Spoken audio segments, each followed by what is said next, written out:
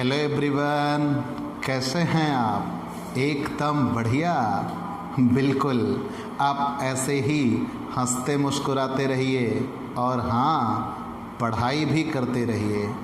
प्यारे दोस्तों, हम आपके लिए अपने इस YouTube channel Digvijay commerce classes पर कॉमर्स के हर एक सब्जेक्ट की पूरी एक सीरीज़ लेके आ रहे हैं, जिसमें आपको एक तरफ से हर एक रूल्स और उनके प्रैक्टिकल क्वेश्चन 1 बाय 1 मिलेंगे।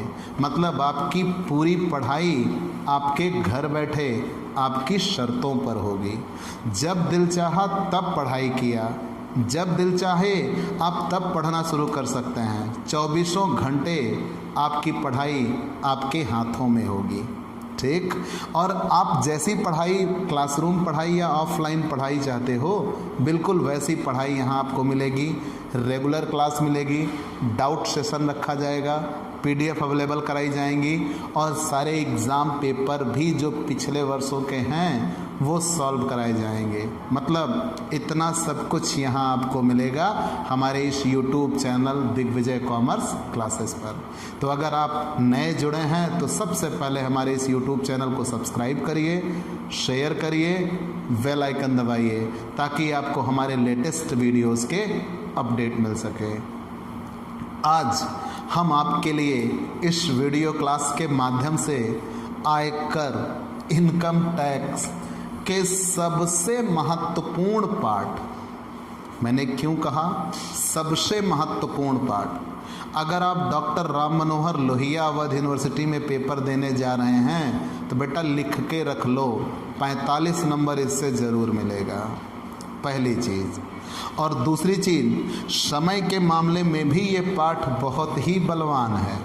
अगर आप ढंग से पढ़ाई करते हैं, 1 बाय 1 सारे रूल पढ़ते हैं, तो 2 से ढाई महीने का वक्त लगता है सैलरी पार्ट पढ़ने में। ना हर कोई पढ़ने को तैयार होता है, ना हर कोई पढ़ाने को तैयार होता है। और मैं आपको ये प्रॉमिस करता हूँ कि मैं आपको सबसे बेहतर इनकम फ्रॉम सैलरी पढ़ा के दूँगा। आपके मन में कहीं किसी नियम के प्रति कोई शंका शेष नहीं रहेगी, ये मेरा विश्वास है। आप सबसे बेहतर जगह जुड़े हैं और आपकी पढ़ाई सबसे बेहतर होगी। सबसे कम पैसों में सबसे बेहतर पढ़ाई आप प्राप्त करेंगे।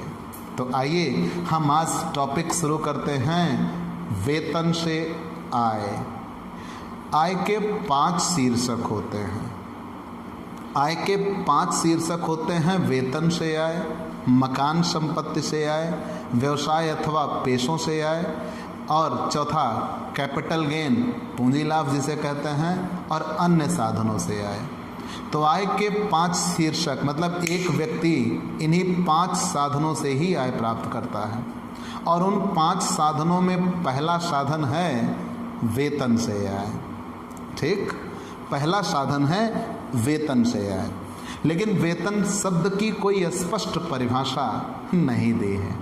वेतन ही क्या, इनकम टैक्स में तो मैंने पहले ही बता रखा है, किसी चीज़ की कोई परिभाषा नहीं है। तो वेतन से आय कहते किसे हैं, हम एक तरफ से जाने। अगर आपसे कोई पूछ बैठे कि सैलरी है क्या, तो आप क्या बताइएगा?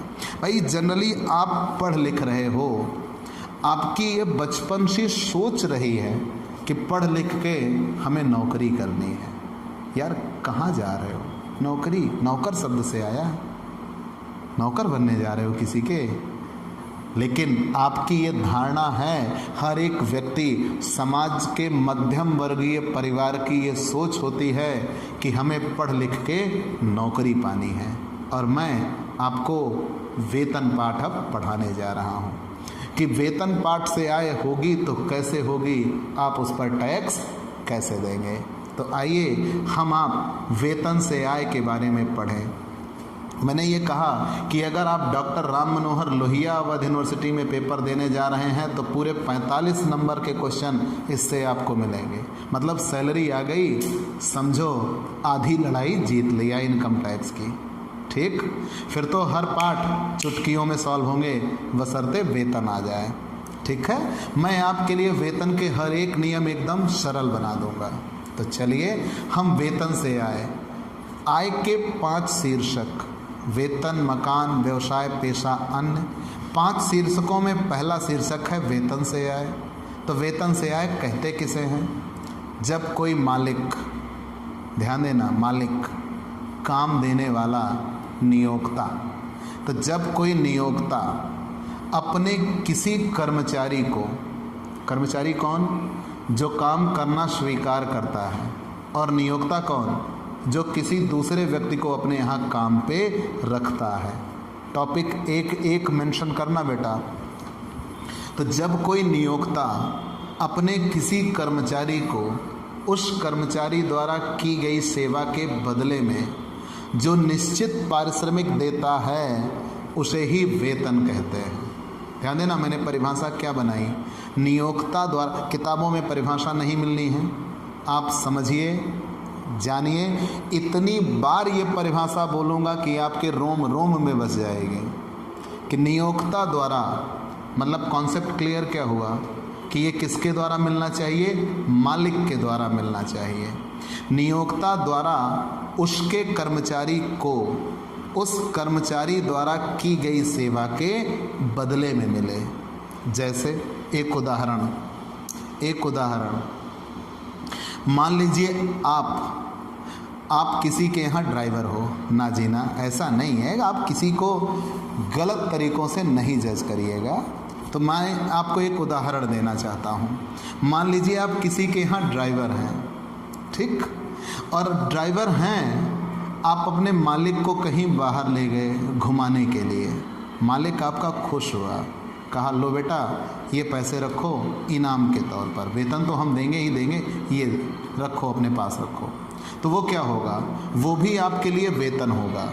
मतलब यहाँ ये ध्यान रखना है, वो सभी प्राप्तियाँ जो मालिक से मिलती हैं, कर्मचारी को मिलती हैं, सब किस में शामिल की जाती हैं? वेतन में। ठीक, मान लीजिए आप मालकिन को घुमाने ले गए क्या हुआ? उदाहरण है, समझिए। अब मालकिन भैया आपके व्यवहार से बहुत प्रसन्न हुई और जाते समय आपको कुछ रुपए उन्होंने इनाम के तौर पर, बख्शीश के तौर पर दे दिया कि लो बेटा ये रखो। वो पैसा आपके लिए क्या होगा? वेतन है? कतई नहीं। याद रखना, वेतन तभी होगा जब मालिक पैसा दे, और किसको दे? कर्मचारी को दे। ध्यान देना, इन दोनों का संबंध होना आवश्यक है। तो परिभाषा में क्या मिला? नियोक्ता द्वारा, फ्रॉम एम्प्लॉयर, कर्मचारी को उस कर्मचारी द्वारा की गई सेवा के बदले में जो निश्चित पारिश्रमिक दिया जाता है, उसे ही वेतन कहते हैं। ये निश्चित पारिश्रमिक ही उनके संबंधों का आधार होता है। इसमें वे सुविधाएं भी शामिल की जाती हैं जो समय समय पर मालिक ने कर्मचारी को दी हों। जैसे आजकल ट्रेंड का क्या चल रहा है, किसी व्यक्ति से पूछो कि भाई सैलरी क्या मिलती है, तो कह देगा भाई 10,000 रुपये, रहना खाना सब फ्री। तो रहना खाना काहे का फ्री? किस बात के फ्री भाई? मालिक देता है, आप मेहनत करते हो तब देता है। अगर वो रहने खाने की आपको सुविधा दे रहा है तो संभव है वो आपके लिए वेतन कम देता होगा। अगर वो सुविधा ना देता तो आपको वो वेतन ज़्यादा देता। दूसरी चीज़, अब अगर वो आपको ये सुविधाएं भी दे रहा है तो सीधी बात है वो आपके लिए वेतन घटा देगा। दूसरी चीज़, जब इनकम टैक्स वाले आएंगे तो उस पर आपसे टैक्स लेंगे, तो काहे का फ्री? मतलब अगर आपके मालिक ने आपको 10,000 रुपये महीना दिया प्लस रहने का मकान दिया, तो यहाँ ये देखना होगा कि वो रहने का मकान कितने का, उसका मूल्य निकाला जाएगा और मूल्य निकाल कर वेतन में जोड़ दिया जाएगा। तो पूरा नियम क्या बना? नियोक्ता द्वारा उसके कर्मचारी को उस कर्मचारी द्वारा की गई सेवा के बदले में जो निश्चित पारिश्रमिक दिया जाता है उसे वेतन कहते हैं, और इसमें उन सुविधाओं का मूल्य भी शामिल किया जाता है जो समय समय पर नियोक्ता के द्वारा कर्मचारी को दी गई हों। क्लियर? फिर से जान लीजिए। आयकर में आय के 5 शीर्षक हैं। एक व्यक्ति इन 5 जगहों से आय प्राप्त करता है। आयकर में आय के कितने शीर्षक हैं? 5। वेतन से आय, मकान संपत्ति से आय, व्यापार अथवा पेशे से आय, पूंजी लाभ, अन्य साधनों से आय। तो एक व्यक्ति 5 साधनों से आय प्राप्त करता है। उन 5 साधनों में सबसे पहला साधन है वेतन से आय। तो वेतन से आय किसे कहेंगे?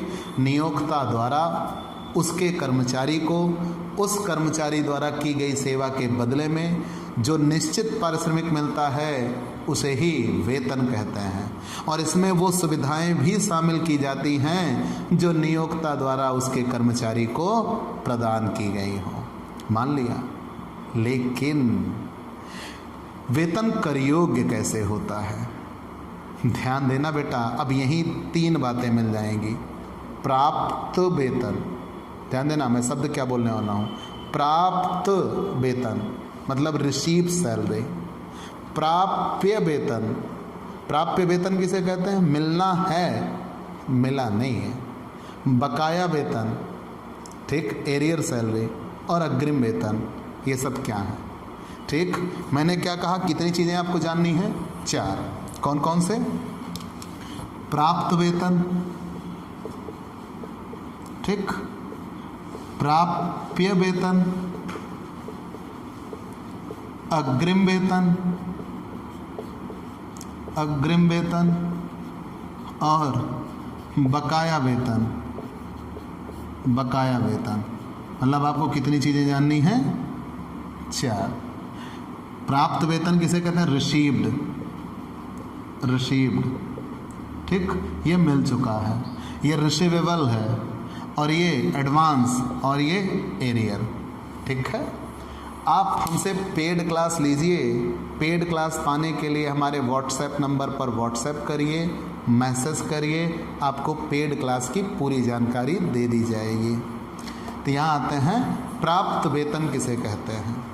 कि जब आपने सेवा कर दी हो, ध्यान देना आप शब्द पे, जब आपने सेवा कर दी हो, सेवा करने के बाद आपको उस सेवा का जो प्रतिफल है वो पैसे भी आपको मिल चुके हों तो उसे प्राप्त वेतन कहते हैं। जब आपने सेवा की हो, वेतन मिलना हो, वेतन आपके लिए देय हो चुका है लेकिन आपको अभी तक मिला नहीं है, उसे प्राप्य वेतन कहते हैं। मतलब आप नौकरी कर चुके हो, सैलरी की डेट आ चुकी है लेकिन अभी तक आपके मालिक ने आपको सैलरी नहीं दी है।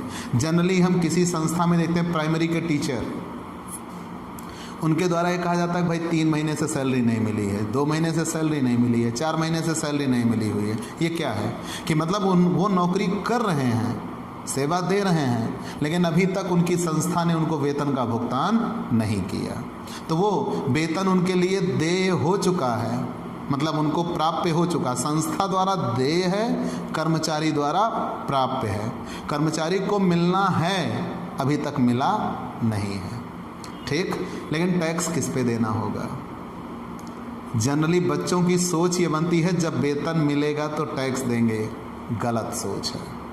वेतन पे आपको कर उसी समय देना होगा जब देय हुआ, मालिक द्वारा देय हुआ, कर्मचारी द्वारा प्राप्य हुआ।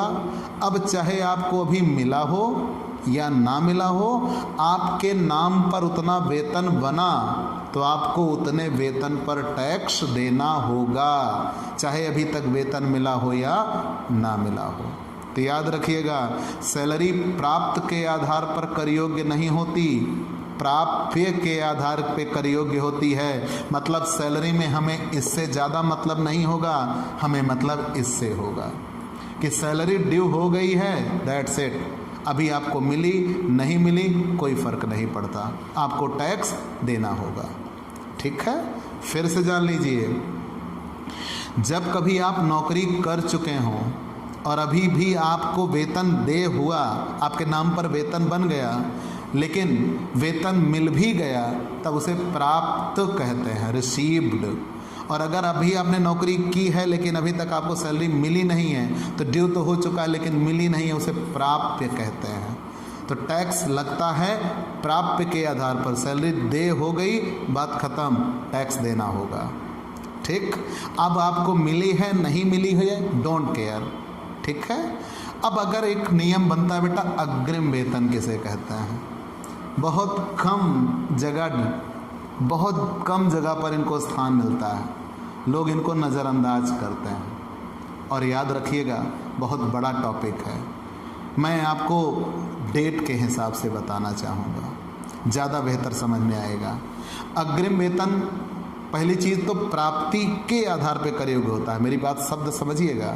अग्रिम वेतन प्राप्ति के आधार पर कर योग्य होगा, मतलब जब पैसा आपको मिल जाएगा तब टैक्स देना होगा, कब का है उससे कोई मतलब नहीं है।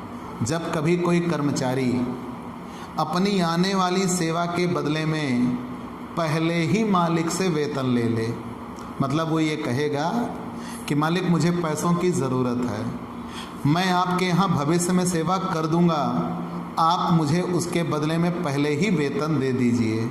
जैसे आप जुलाई महीने में हो, अगस्त महीने का, सितंबर महीने का, अक्टूबर महीने का पहले ही वेतन ले लेते हो तो उसे अग्रिम वेतन कहा जाता है। मतलब अग्रिम वेतन किसके आधार पर कर योग्य होता है? प्राप्ति के आधार पर कर योग्य होगा। जब आपको वेतन मिल जाएगा तब आपको कर देना होगा। याद रखिएगा, जिस वर्ष में अग्रिम वेतन मिलेगा उसी वर्ष में आपको उस पर कर देना होगा। लेकिन यहाँ बात बहुत खरी बन जाती है। मैंने क्या कहा, आपका गत वर्ष शुरू कब से होता है बेटा? अप्रैल से। आपका गत वर्ष कब से शुरू होता है? अप्रैल से। अप्रैल, मई, जून, जुलाई, अगस्त, सितंबर, अक्टूबर, नवंबर, दिसंबर, जनवरी, फरवरी, मार्च, ठीक है। अब मान लीजिए 12 महीने हैं। आपने अप्रैल महीने में नौकरी की, अप्रैल महीने में वेतन लिया, मई महीने में नौकरी की, वेतन लिया, जून महीने में नौकरी की, वेतन लिया, जुलाई महीने में नौकरी की, वेतन लिया, अगस्त महीने में नौकरी की, वेतन लिया। लेकिन आप जब यहाँ जुलाई की बात करते हैं, जब जुलाई महीने में आप नौकरी करने आए तो आपने मालिक से कहा भाई इस महीने का तो आप वेतन देंगे ही, हमें अगस्त का भी वेतन दे दीजिए, सितंबर का भी वेतन दे दीजिए, अक्टूबर का भी वेतन दे दीजिए। मतलब आपने कितने महीने का वेतन एडवांस के रूप में ले लिया? 3 महीने का। तो जब कभी कर्मचारी अपनी आने वाली सेवा के बदले में पहले ही वेतन प्राप्त कर ले तब उसे ही एडवांस सैलरी कहा जाता है। लेकिन अब यहाँ टैक्सेबल किसके आधार पर होगा? सैलरी तो देय होने पे कर योग्य होती है और एडवांस सैलरी जो होती है वो मिलने के आधार पर टैक्सेबल होती है। तो आप ये सोचोगे कि 12 महीने की देय होगी, 3 महीने का एडवांस हो गए 15 महीने, तो ख़त्म, फिर आपको कोई नहीं बचा सकता। नियम यह है कि आपको यहाँ 12 महीने मिल रहे हैं ना। जब जुलाई महीने में आपने वेतन एडवांस मांगा तो अगले 3 महीने कब आपको वेतन देय होगा और देय होने के बाद उसी में वो क्या हो जाएगा? एडजस्ट हो जाएगा, ठीक। तब वो वास्तव में आपके कितने महीने का वेतन रह जाएगा? 12 महीने का ही वेतन रह जाएगा।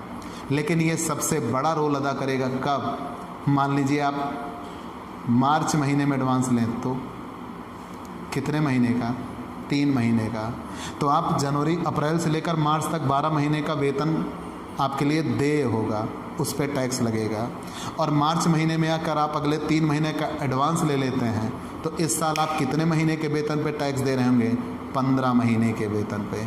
और अगली साल अब जब वैल्यूएट करेंगे तो आप कितने महीने के वेतन पे टैक्स देंगे? 9 महीने के वेतन पे टैक्स देंगे। ये आप ज़रूर याद रखिएगा। और लेकिन यहीं पे अगर फरवरी महीने में एडवांस ले लिया होता तो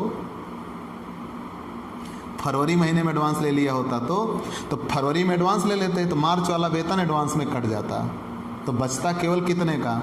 अप्रैल और मई का। मतलब कितने महीने का एडवांस होता? 2। आपने लिया होता 3 महीने का, लेकिन आपको एडवांस वो एक महीने का एडजस्ट हो जाता, केवल कितने महीने का बचता? 2 महीने का।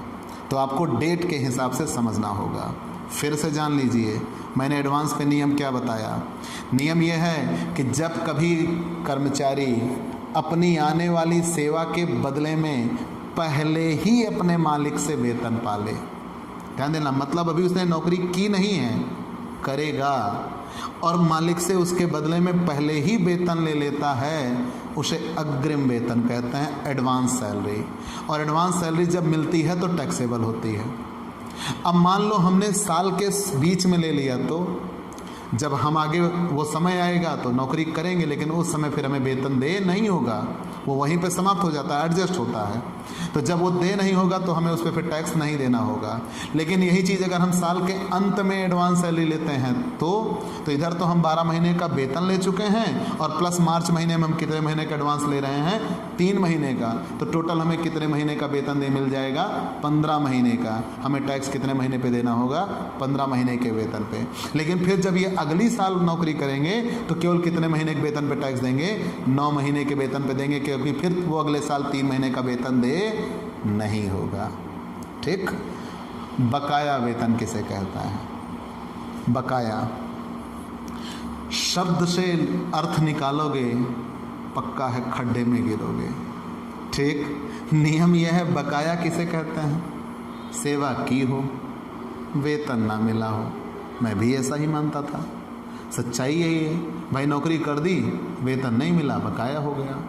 तो मिलने के लिए तो बकाया है, इनकम टैक्स के लिए वो बकाया नहीं होता। क्यों? आप बताइए, इनकम टैक्स किस पे लगेगा, देय पे कि प्राप्त पे? देय हो चुका हो मालिक द्वारा, कर्मचारी द्वारा प्राप्त पे हो चुका हो, आपको टैक्स देना है। अब आपके लिए टैक्स बन गया। अब जब आपके लिए टैक्स बन गया, चाहे पैसा आपको मिले ना मिले, इससे मालिक से कोई मतलब नहीं है, आपको टैक्स देना ही पड़ेगा। तो अब बीच में पैसा नहीं मिला तो एरियर किस बात का? इनकम टैक्स को उससे क्या लेना? ठीक। इनकम टैक्स का क्या लेना देना? फिर से समझ लीजिए मैंने क्या कहा। बकाया वेतन किसे कहेंगे? आप ये सोचिए, आपने कहा हमने जुलाई अप्रैल महीने में नौकरी की, मई जून जुलाई अगस्त सितंबर अक्टूबर नवंबर दिसंबर नौकरी की, जनवरी फरवरी मार्च नौकरी की, हम साल भर नौकरी किए। अब जनवरी फरवरी मार्च का वेतन अभी तक आपको नहीं मिला, आप उस पर टैक्स दोगे कि नहीं दोगे? देना पड़ेगा।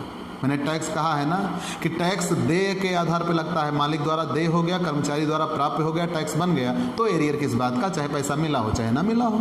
तो परिभाषा तो वो गलत हो रही है कि जब पैसा ना मिला हो तो उसे एरियर कहते हैं। ठीक। इनकम टैक्स तो लग गया ना 12 महीने, तो हम कहाँ एरियर एरियर चिल्ला रहे, पैसा नहीं मिला तो एरियर है। तो एरियर किसे कहेंगे? ध्यान देना, जब कभी कर्मचारी अपनी नौकरी में आगे बढ़ चुका हो और मालिक द्वारा पिछले किसी समय से बढ़ा हुआ वेतन घोषित किया जाए, ध्यान देना पूरी बात, जब कभी कर्मचारी अपनी नौकरी में आगे बढ़ चुका हो और मालिक द्वारा पिछले किसी समय से बढ़ा हुआ वेतन घोषित किया जाए, तब वहाँ पे ये कहा जाता है कि अब जैसे मान लीजिए 7वां वेतन लागू हुआ, तो जब 7वां वेतन लागू हुआ तो जिनको कर्मचारी को वेतन 10,000 मिल रहा था, उनका वेतन बढ़ा के 14,000 कर दिया गया, 15,000 कर दिया गया। तो इसमें फ़ायदा क्या हुआ? उनके लिए अभी तक वेतन 10,000 बन रहा था, 10,000 पे टैक्स दे रहे थे।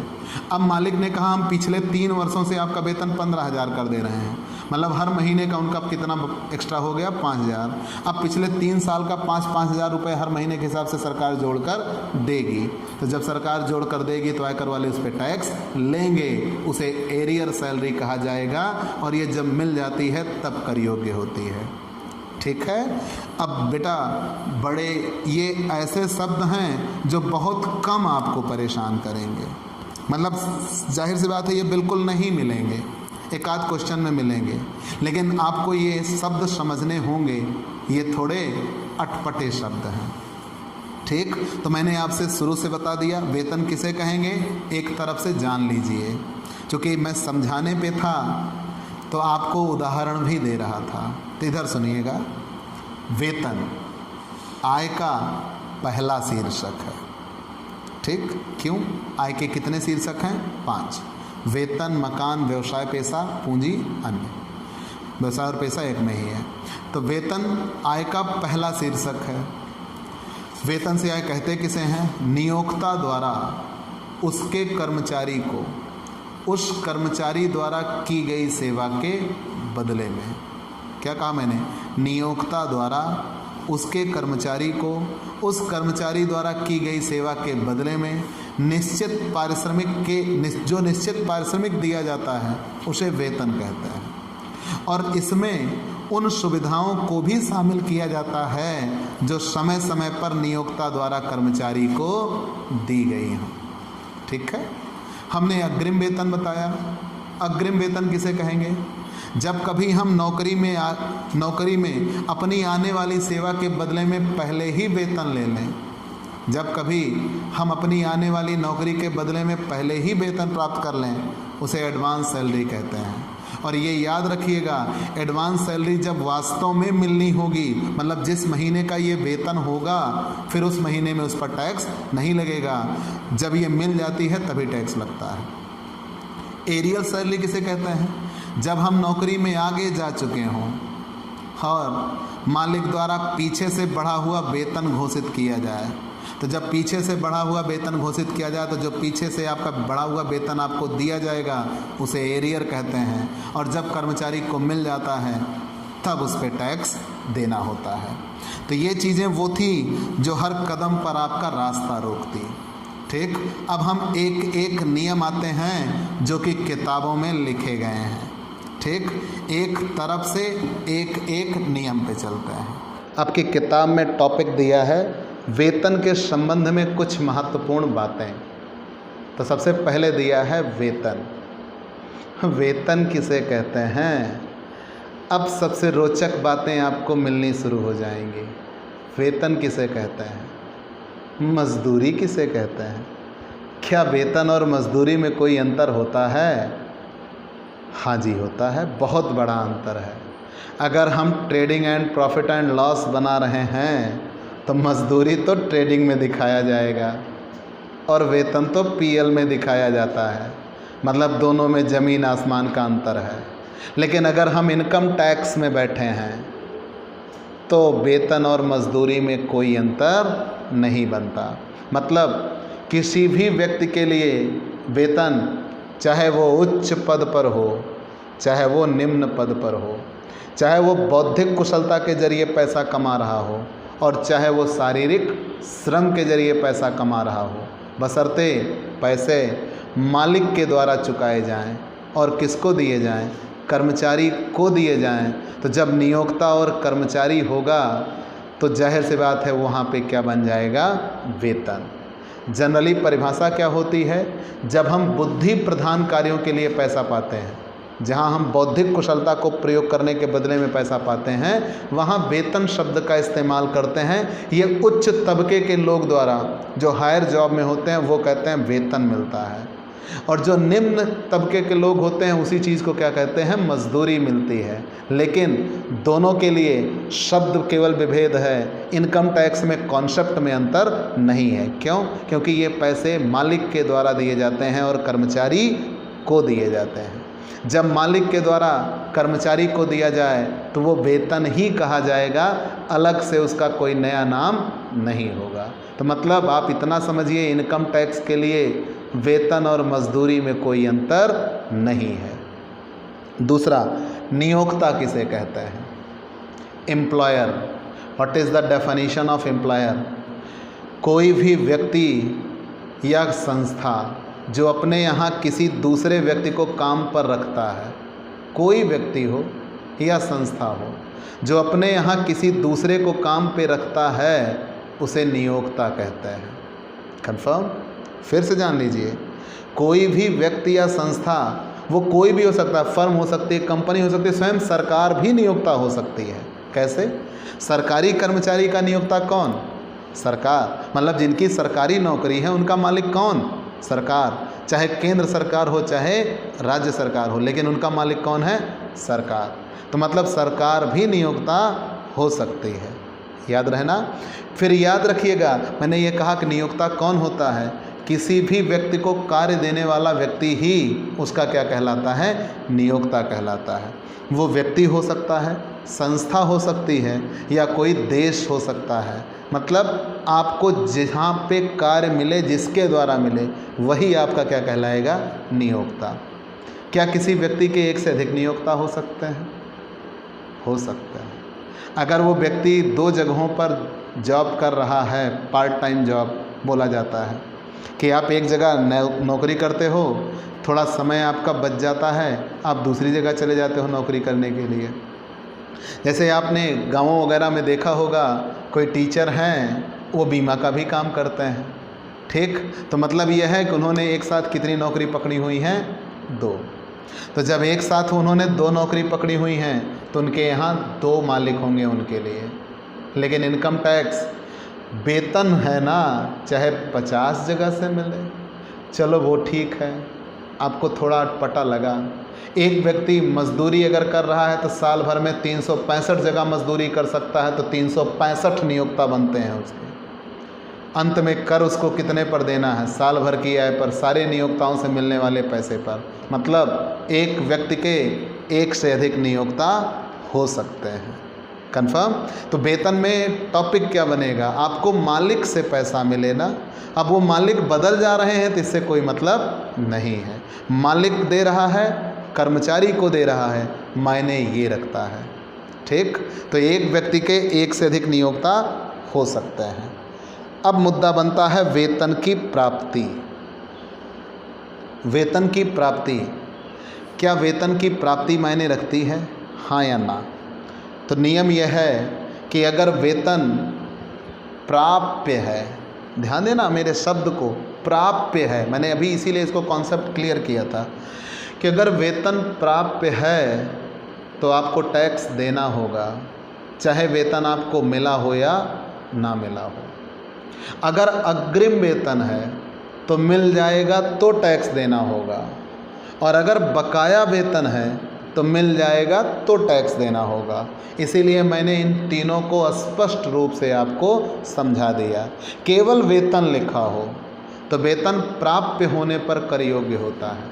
आपको मिलना है, नौकरी कर दी है, दैट्स इट। भले ही वेतन ना मिला हो, आपको टैक्स देना होगा। और बकाया वेतन है, अग्रिम वेतन है, जब ये आपको मिल जाएंगे, जिस वर्ष मिल जाएंगे उसी वर्ष इन पर टैक्स लगेगा। याद रहेगा, भूलिएगा नहीं। तो वेतन प्राप्त होना मायने नहीं रखता, ठीक? वेतन कमाना मायने रखता है। और सबसे बड़ी बात, वेतन प्राप्त होने का समय मायने नहीं रखता, वेतन प्राप्त होने का स्थान मायने रखता है। आ गया ना निवासी पाठ? मैंने कहा था मैं किसी भी पाठ में आप रहिएगा, निवासी पाठ के नियम लगा के आपके क्वेश्चन गलत कर दूंगा।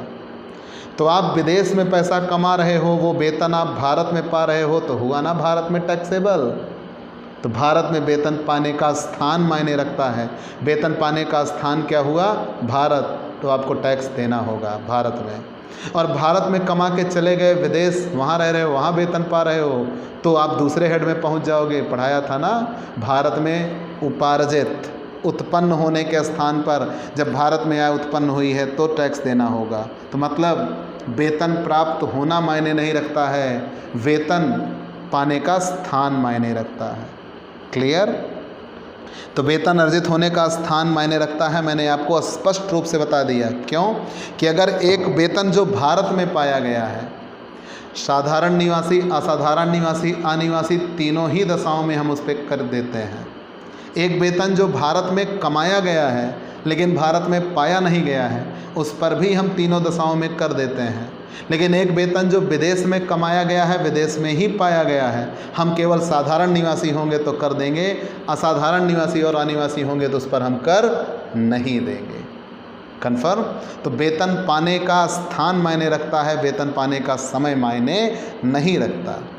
आगे बढ़ जाते हैं। मालिक और कर्मचारी का संबंध, रोचक नियम मिलने वाले हैं। मान लो मैं कहीं नौकरी कर रहा हूँ, ध्यान देना, कटु शब्द हैं बेटा।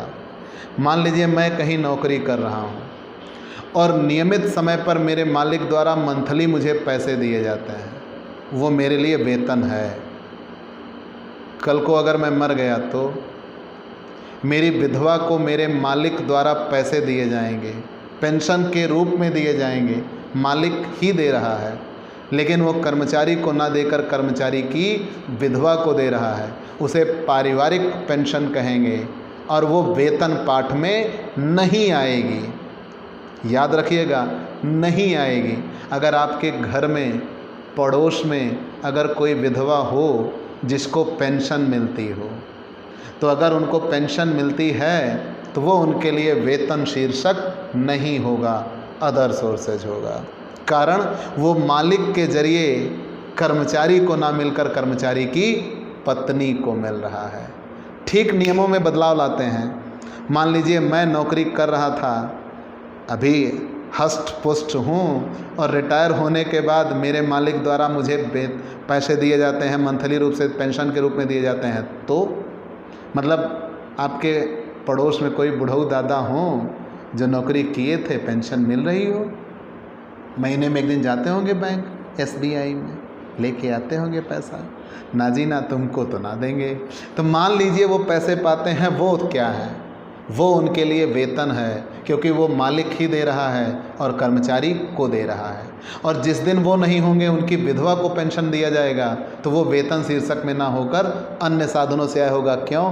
क्योंकि वहाँ जिसने पैसा दिया और जिसको दिया, दोनों में मालिक और कर्मचारी का संबंध नहीं है। तो वेतन पाठ में मदें तभी जाएंगी, मतलब वेतन से आय तभी होगी जब मालिक और कर्मचारी का संबंध हो। अगर मालिक और कर्मचारी का संबंध नहीं है तो फिर वेतन नहीं है। जैसे अगर मालिक के बेटे से आपको कुछ मिले तो वेतन नहीं है, मालिक की पत्नी से आपको कुछ मिले तो वेतन नहीं है, और आपकी पत्नी या बच्चे को मालिक कुछ दे के चला जाए तो वेतन नहीं है।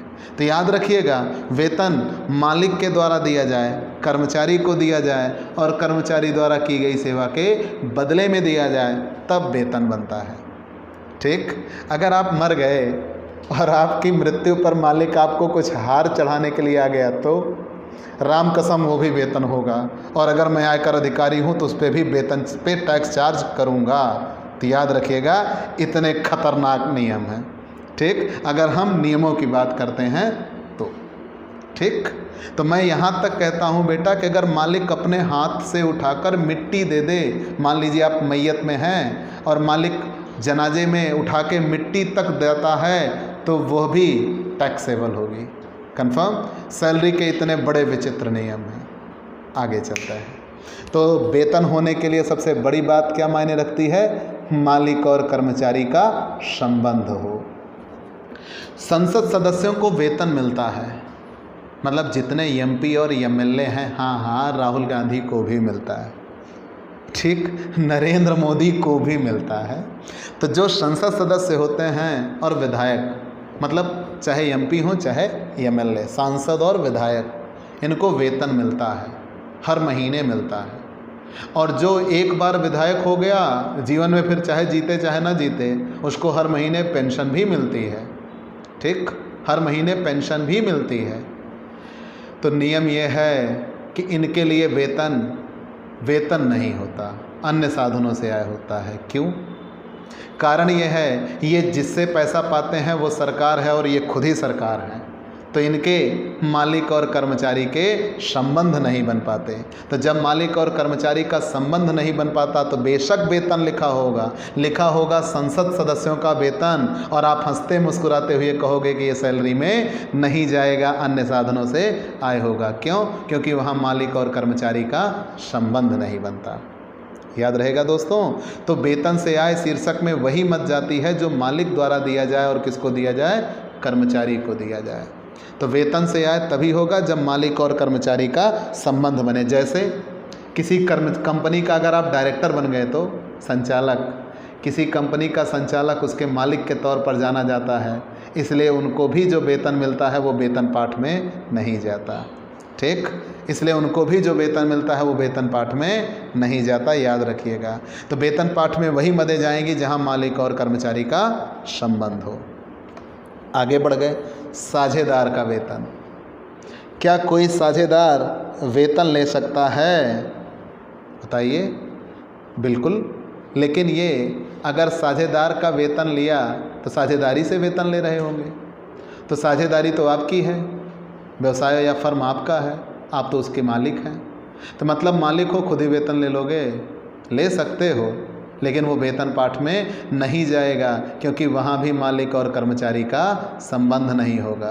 तो जब मालिक और कर्मचारी का संबंध नहीं होगा तो वो वेतन शीर्षक ना होकर क्या हो जाएगा?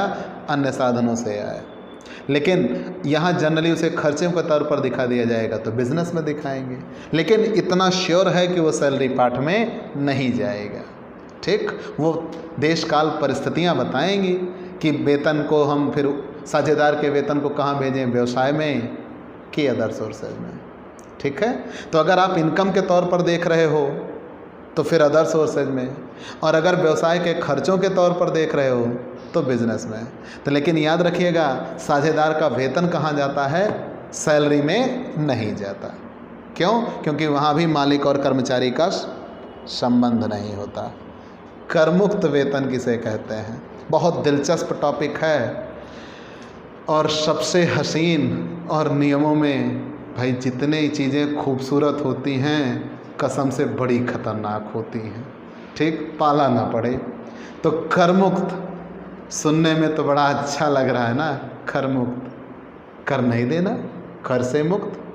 कभी कभी मालिक अपने कर्मचारी को करमुक्त वेतन देता है, मतलब वो ये कहता है कि ये लो वेतन, इस पे जितना कर बना वो हम भुगतान कर दे रहे हैं।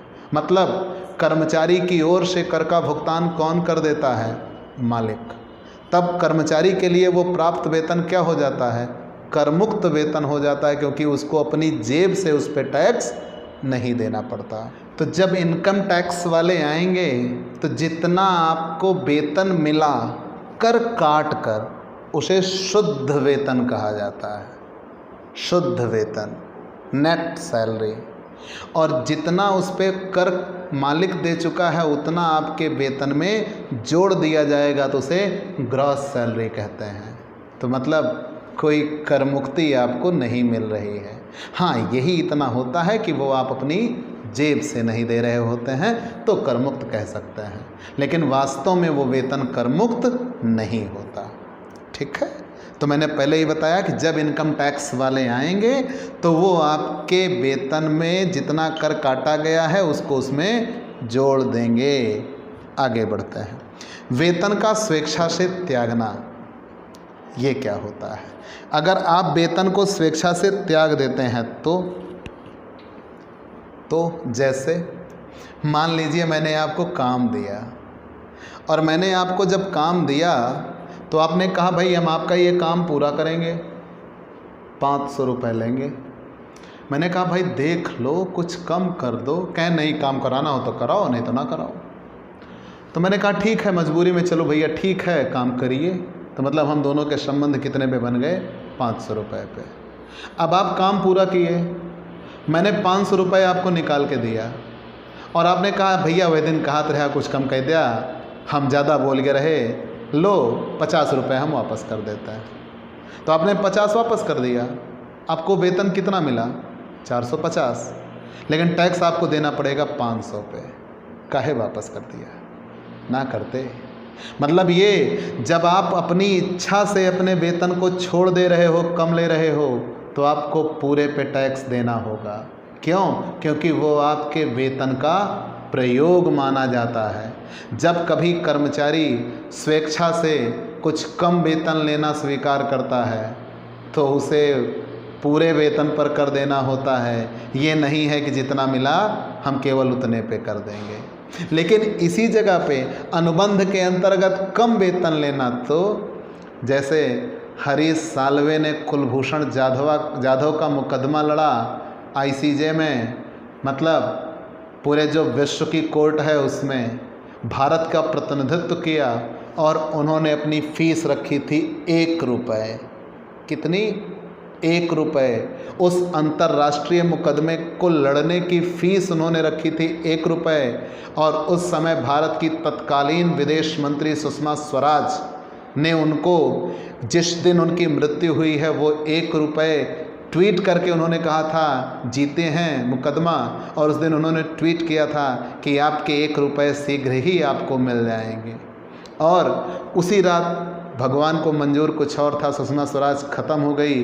फिर बाद में उनकी ओर से उनकी पुत्री बांसुरी स्वराज ने वो 1 रुपये हरीश साल्वे को दिया है। ठीक। तो अगर आप अनुबंध के अंतर्गत पहले से ही कम वेतन लेते हैं तो तब आप जितना लेते हैं आपको उतने पे टैक्स देना होगा। और अगर आपने अनुबंध किया था ज़्यादा का और आप वेतन लेते हो कम, तो आपको ज़्यादा पर टैक्स देना होगा। ठीक है। अवकाश ग्रहण पर प्राप्तियाँ, अगले दिन अगली वीडियो में आप हमसे पढ़ेंगे वेतन 2 तरीक़ों से प्राप्त होगा, या यूँ कह लीजिए 2 समय में प्राप्त होगा। एक होता है सेवा काल में मिलने वाली प्राप्तियां और एक होता है सेवा समाप्त होने के बाद मिलने वाली प्राप्तियां। मतलब आप मालिक और कर्मचारी के संबंध को देखते हो ना। मतलब मैं मान लीजिए किसी के यहाँ जॉब कर रहा हूँ, अभी मेरी नौकरी चल रही है।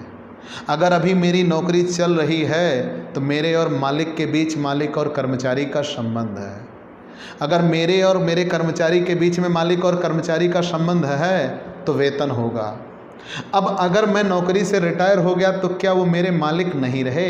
अभी भी मेरा और उनका मालिक और कर्मचारी का संबंध होगा। और अगर उनसे मुझे कुछ मिलेगा तो वो वेतन में ही आएगा। तो ये दो टुकड़ों में पाठ बंट जाता है। एक टुकड़ा तब जब हमारी नौकरी चल रही है, तो उसे मैं कहता हूँ सेवा काल में मिलने वाली प्राप्तियाँ। तो जो ये पहला लेसन है, ये सेवा काल में मिलने वाली प्राप्तियां हैं, ड्यूरिंग सर्विस टाइम रिसीव, हम नौकरी में रहते हुए जो प्राप्त करते हैं। और एक होता है सेवा समाप्त होने के बाद मिलने वाली प्राप्तियां, हम रिटायरमेंट के बाद जो प्राप्त करते हैं।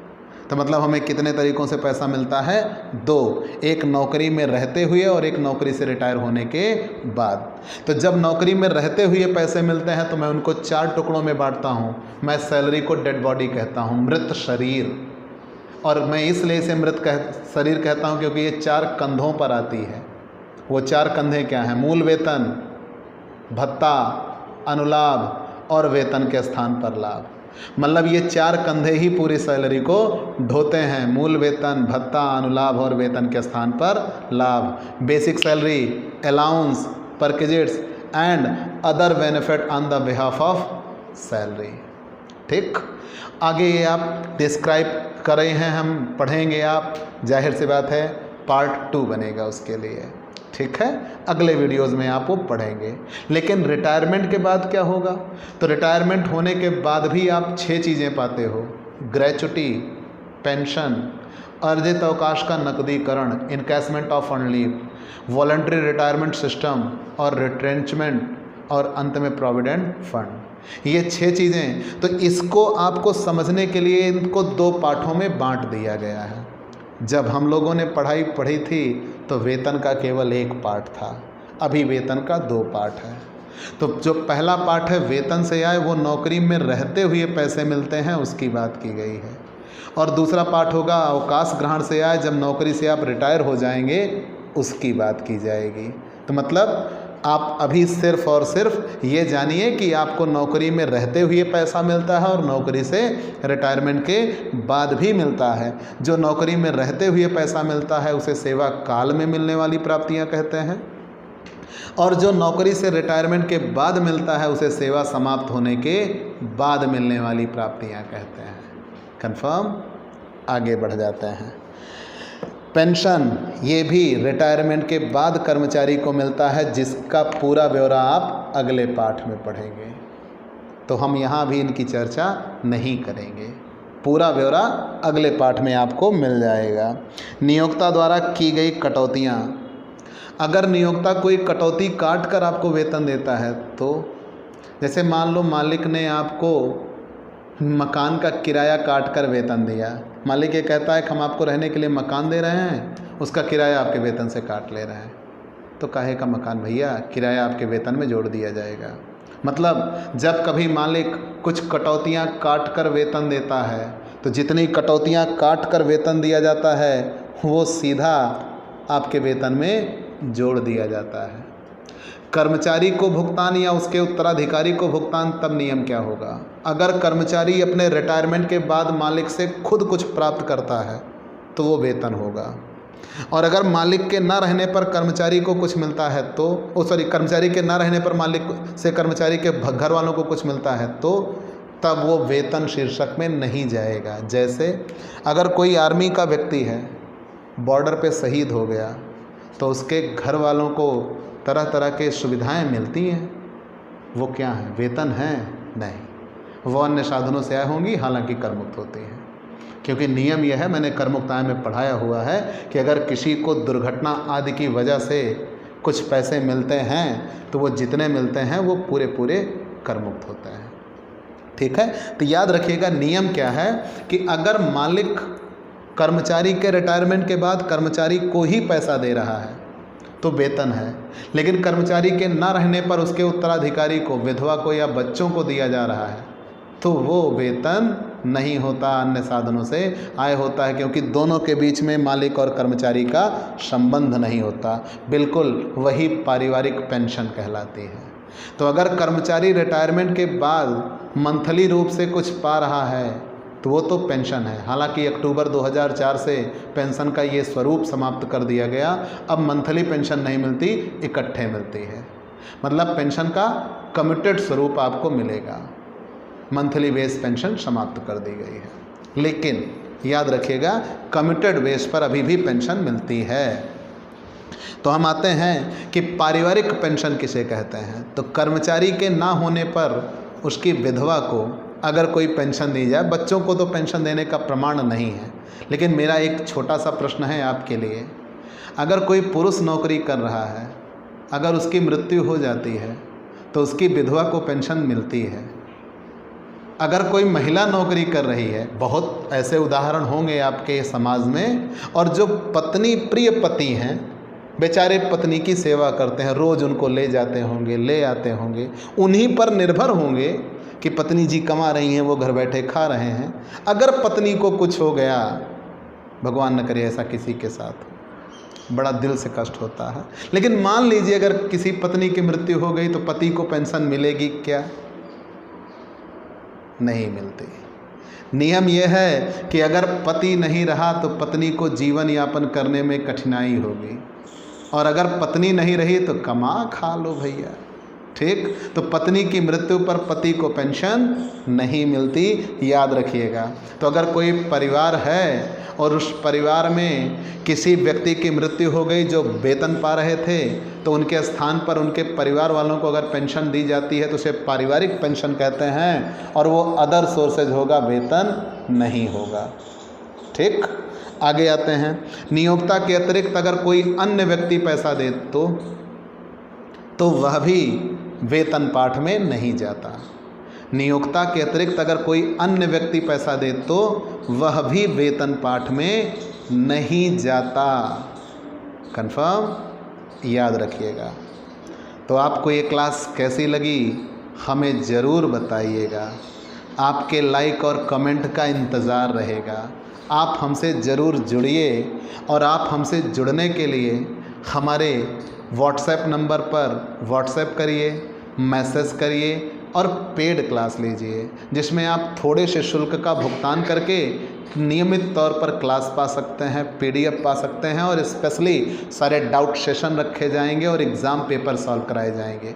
बहुत कुछ आपको इनकम टैक्स या कॉमर्स के हर एक सब्जेक्ट की स्पेशल तैयारी करनी हो तो दिग्विजय कॉमर्स क्लासेस से जुड़िए। जैसा आप पढ़ना चाहेंगे बिल्कुल वैसा आपको पढ़ाया जाएगा। तो आज की क्लास में इतना ही।